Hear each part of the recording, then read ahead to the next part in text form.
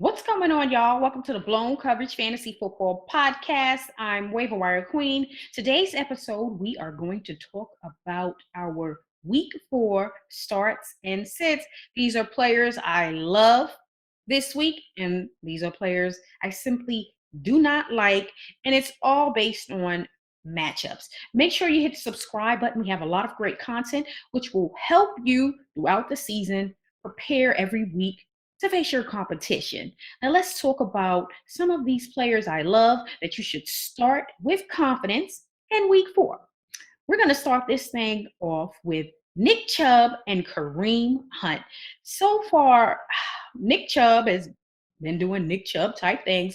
Kareem Hunt was really good week 1, and he's been kind of so the last 2 weeks, but he's still been involved. I think what's missing with Hunt is a touchdown.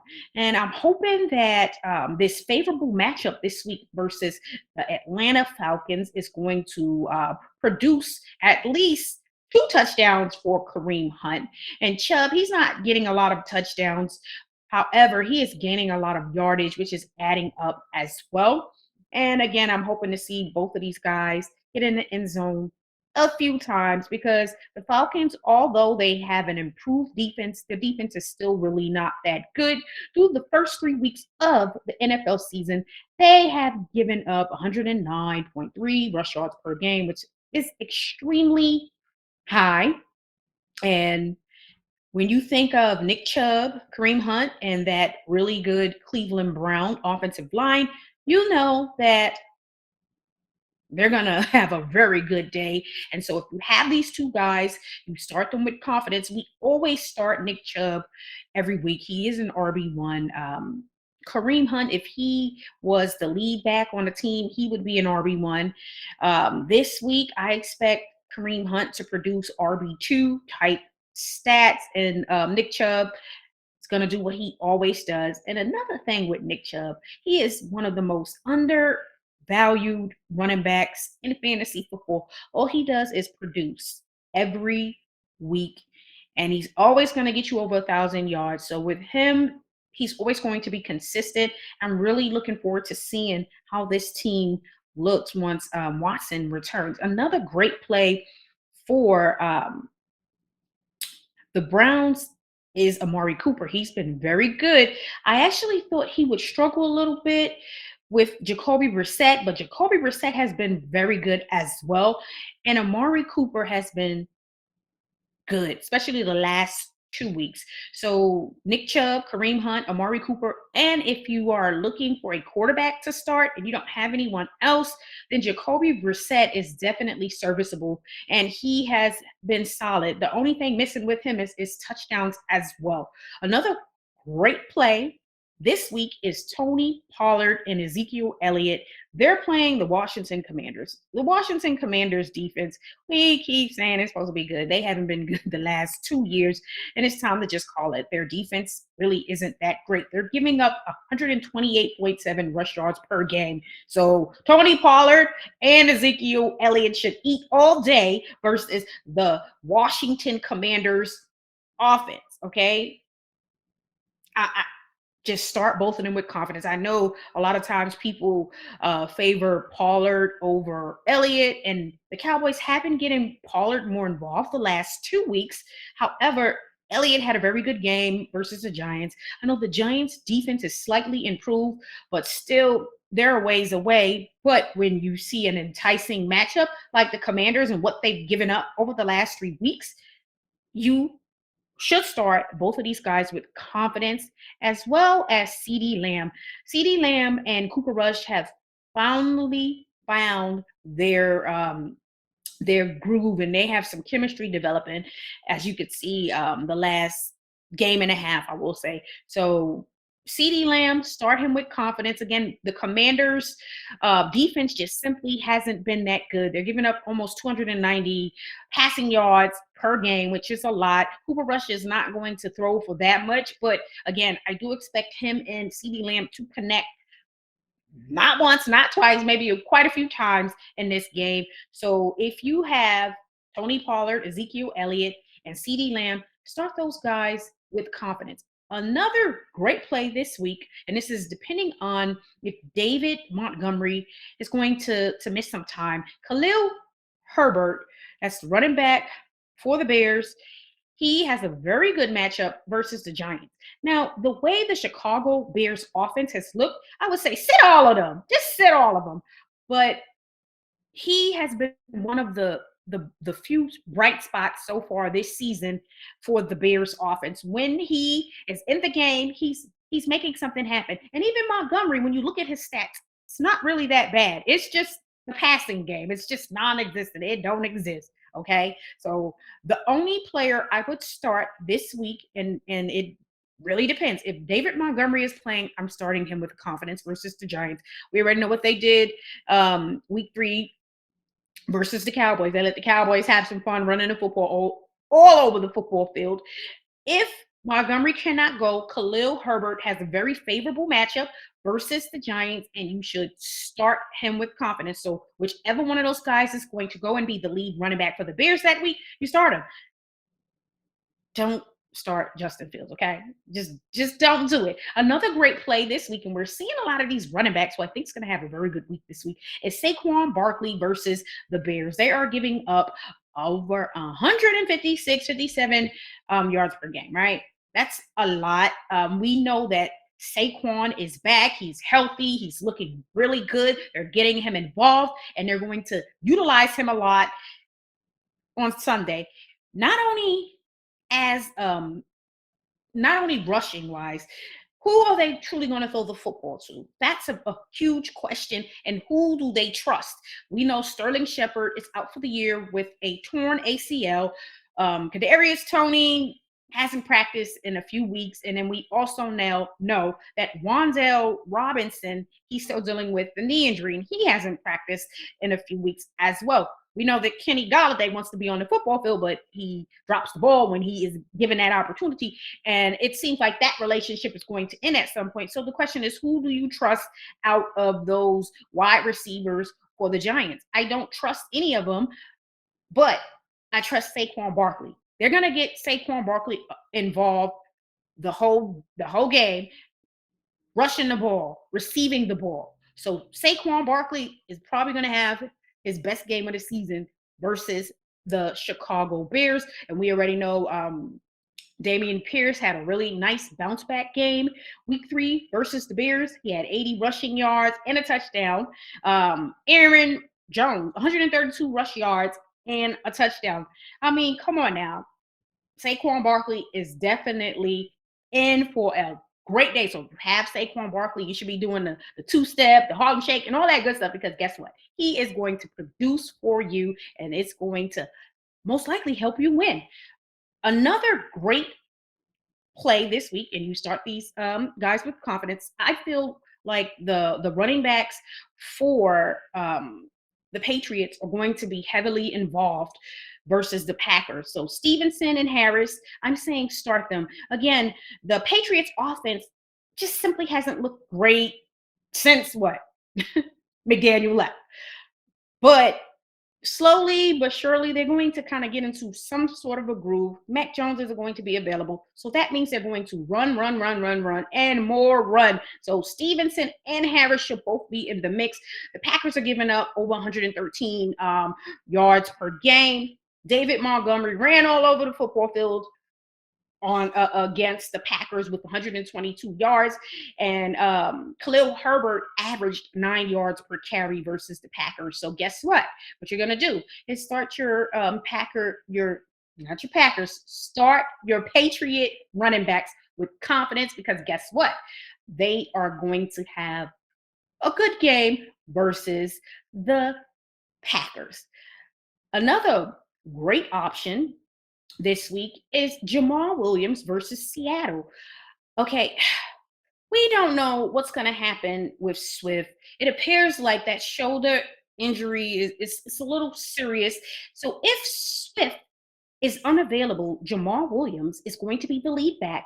And we know Seattle, they just haven't looked good all season. They're giving up over 157 rush yards per game, which is a lot. I know it's early in the season, it's only 3 games, but still, look. Okay, Jamal Williams had an excellent game week 3.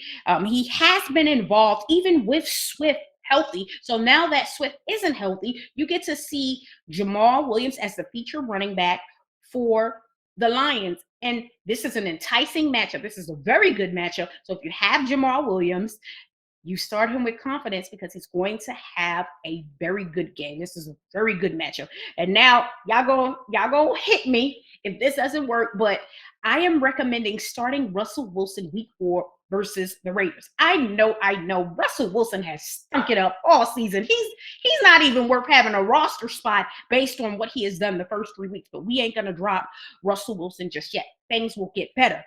But this is a very good matchup versus the Raiders. The Raiders have been struggling. They can't buy a win. Even when they are winning the game, they still find a way to not win that game. They're giving up 273 passing yards per game so far through 3 games, which is a lot.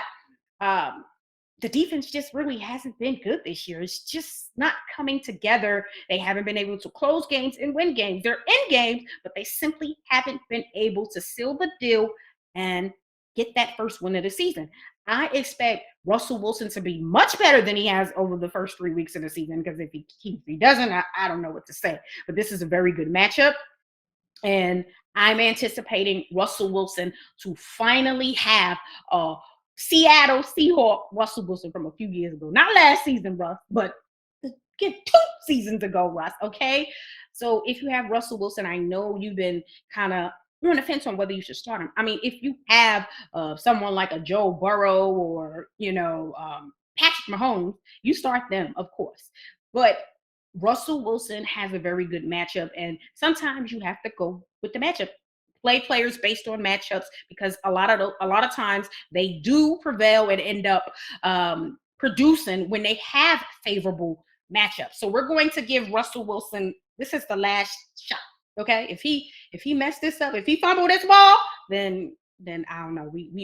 We're gonna have to move on from Russ. Another great play, and we're gonna keep it with the the Denver Broncos is Javonte Williams. We have had some high expectations for Javonte Williams this year in fantasy football, and so far it hasn't been great. It's been all right. It's been but we're expecting this, and we're getting It's going to get better for Javonte, and it's going to start with this game versus the Raiders, who again the defense hasn't looked good at all, and they're giving up over 109 rush yards per game, which is a lot considering there's some defenses that are only giving up 70 some 80 yards.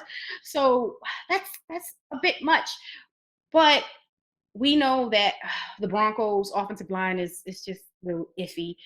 But this is going to be the game where, again, you're going to see Russell Wilson have a good game finally. Javonte Williams is going to have an even better game than the games that he has had. This will be his best game so far this season through the first 4 weeks of the year. And again, I'm just going to say it. The Raiders right now don't look like a good football team. Maybe they'll turn that around. But right now, based on what I've watched, I just don't know. And another great play, and we'll keep it with Denver, is Cortland Sutton. Him and Russell Wilson seem to have a rapport. He's getting him involved. So I right now trust Sutton a little bit more than I trust Judy. So if you had to choose between Sutton and Judy, I'm going to give the slight nod to Sutton because it feels like him and Russ are connecting more. But that may change later on in the season. I would love to see it get to a point where it's kind of like Cincinnati with Joe Burrow. He's able to get Higgins and Chase involved, and sometimes Boyd as well, because Jerry, Judy, and Sutton are really good wide receivers. So I don't see why he cannot get both of those guys involved. But we're gonna give him another week to see what happens. Let's talk about some players that you should have all the way at the end of your bench, not right at the beginning of your bench, all the way at the end, because it's just not gonna be a good week. Kirk Cousins. That's right. I am saying sit Kirk Cousins versus the Saints. It's going to be an early game. Oh, how do those London games go? Do people really produce when they are playing that early over in London? I haven't really seen it go well. So, do you want to take that chance tag? Well, the Saints defense is much better than they have played the last week or so. So I am saying this is just not going to be a good matchup for Kirk Cousins. The Saints right now, are struggling offensively. I think they're going to turn things around slightly. I think this will be more of a defensive game for the Saints, and it's just not going to be a good game for Kirk Cousins. On the season so far, the Saints have 4 sacks and they've allowed a total of 56 points over the first 3 games of the season. Again, don't start them. Just don't. If you can look elsewhere, then do so. The Saints are only allowing 191.7 passing yards per game. That's not a lot. That is stingy in today's NFL. That is beyond stingy. That is amazing. Okay, they're going to be looking to sack Kirk Cousins and ensure that, hey, guess what? You're not going to be throwing the football all over the field to Justin Jefferson. So if you can look elsewhere at the quarterback position week 4, other than Kirk Cousins, then do so. Another player who should be all the way at the end of your bench is J.K. Dobbins versus the Bills. I'm sorry, the Bills are giving up 56 rush yards a game. Damn! That is simply amazing. They have the best defense in the league, in my opinion. And I just don't think it's a good matchup, especially with Dobbins just trying to get back into the rhythm of things. Just don't do it. All right. If you can look elsewhere, if you were able to pick up, say, Jamal Williams, that's a much better play than Dobbins. If you have Khalil Herbert and he ends up being the starter, that is a much play than Dobbins. I'm trying to tell you, this ain't gonna go well. It's just not. So don't do it. Another player who should be all the way at the end of your bench is Carson Wentz. He done came back down to earth.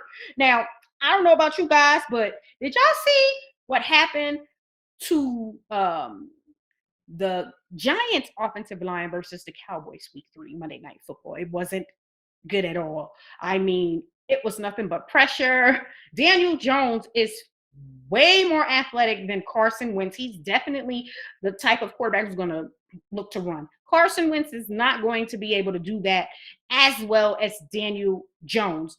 So he's going to be under pressure a whole lot this year. And I wouldn't want to be playing against the Cowboys defense with the amount of pressures that they get on the quarterback. Look what happened week 3 versus the Eagles. And this is obviously a division game. This is NFC East rivalry game, in my opinion. And I expect that defense to show up and really put a lot of pressure on Carson Wentz and the Commanders' offensive line. Okay. And again, Carson Wentz just did not look good week 3. And I'm not saying he's going to look totally bad week 4 versus the Cowboys, but it ain't going to be pretty. And if you're looking for something pretty week 4, you better look elsewhere and not look at Carson Wentz as your starting quarterback, because I just don't think this is going to be the good game for him. He should bounce back next week, just not this week. Okay. Cowboys are only allowing 202.3 passing yards per game, which isn't a lot. They're very stingy. And again, they have 13 sacks on the season. They sack the quarterback. They get to the quarterback. And so we are staying away from Carson Wentz in week 4. We are also sitting Darnell Mooney and Cole Kemet. If you haven't already done so, go on and do it. And it's not so much because the Giants defense is just great or they have improved. It's the simple fact that the Chicago Bears passing game is non-existent. Okay. You can't have your starting quarterback in today's NFL throwing the football 15 times per game. That simply isn't going to cut it. They don't throw the football enough, and Justin Fields is struggling. Okay. I don't think they're going to just flip the switch on and just be this elite passing team just because they're playing the Giants. The Giants defense is much more improved than it was last year, and it's just not a good idea. Okay. I had some high hopes for Darnell Mooney this year, but after seeing the way the offense is struggling and the way Justin Fields is struggling, it's going to be hard to trust starting Darnell Mooney. He's going to have to be on your bench or on waivers, and you're going to have to just watch him have a game where he goes off, because you can't put him in the lineup after what he has done the first 3 weeks of the season. So don't take a chance unless you just simply have no choice. And we have choices, especially at the wide receiver position. So we're going to look at other wide receivers who have shown us so far this season that we can trust that they will get out there and produce, because it just hasn't happened with Mooney or Cole Kemet. Okay. The Giants defense has only given up 208.7 passing yards per game. That's not bad. That's decent. And again, Fields is just not playing well, and it's just not going to work. So don't do it. I already told you guys who you should start for the Bears, and that is the running back. Whichever running back's going to lead that backfield, start that running back. As far as the wide receivers and tight ends, and the quarterback, don't do it. Okay. Another player who should be all the way at the end of your bench this week is Clyde Edwards-Helaire versus Tampa. Tampa's run defense is giving up 80 rushing yards per game, which is very good. Okay, they have always been known for having a great run D over the last few seasons. Clyde Edwards-Helaire is sharing the daggone backfield with McKinnon and Pacheco. He's just sharing. He's the starter, but everybody else is involved. Okay, McKinnon played more than Clyde Edwards-Helaire week 3, and he is only playing 41% of the snaps over the first 3 weeks of the season. That's okay, but for them to have gone out and added Ronald White this offseason, and he's not even in the mix, and you still can't get up to 50-60% of the snaps, it's hit or miss. But again, this is more about this not being a good matchup for him, and also the fact that he's sharing the backfield. So do not start Clyde Edwards-Helaire because the running backs just simply haven't been able to put together a good game versus Tampa so far this season. Some other running backs who should be all the way at the end of your bench is Cam Akers and Darrell Henderson versus the 49ers. The 49ers run defense is pretty good. Their defense is still very good. They're only giving up 78.7 rush yards per game, which is very, very good. And you just never know what to expect with the Rams backfield. Is it going to be Cam? Is it going to be Darrell? I don't know who's going to be the lead back. We do know Henderson, his playing time has gone down drastically. He only had 2-3 touches week 3. Cam seemed to be the favorable back week 3, but who wants to really put someone in the starting lineup where you don't know if they're going to be the guy this week? That's just a problem you want someone else to have. It's not worth it. I don't care if it wins you 1 week.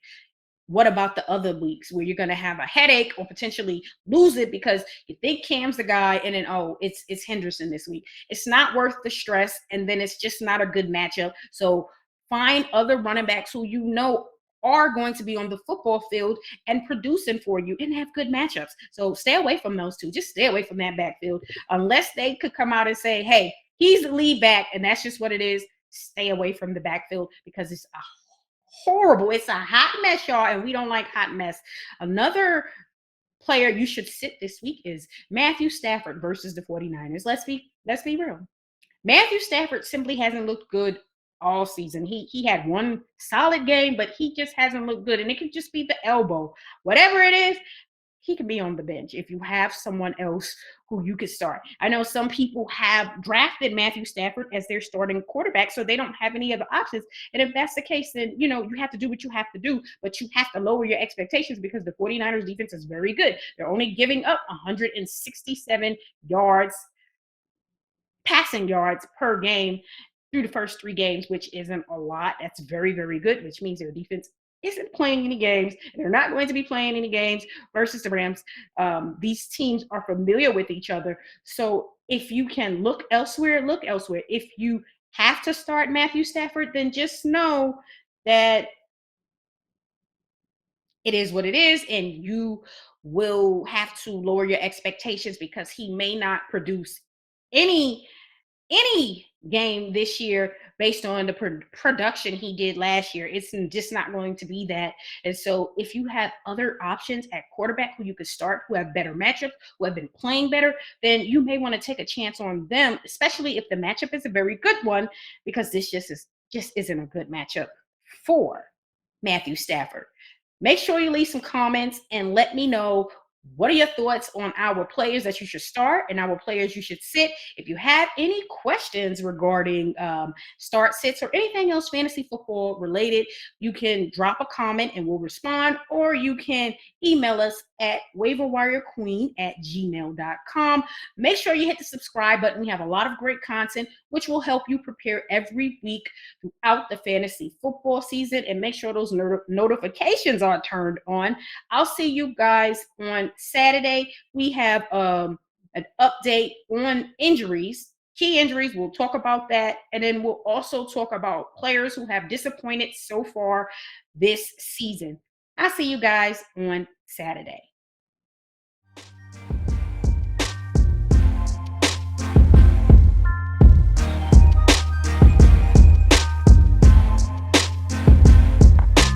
Thanks for listening to the Blown Coverage Fantasy Football Podcast.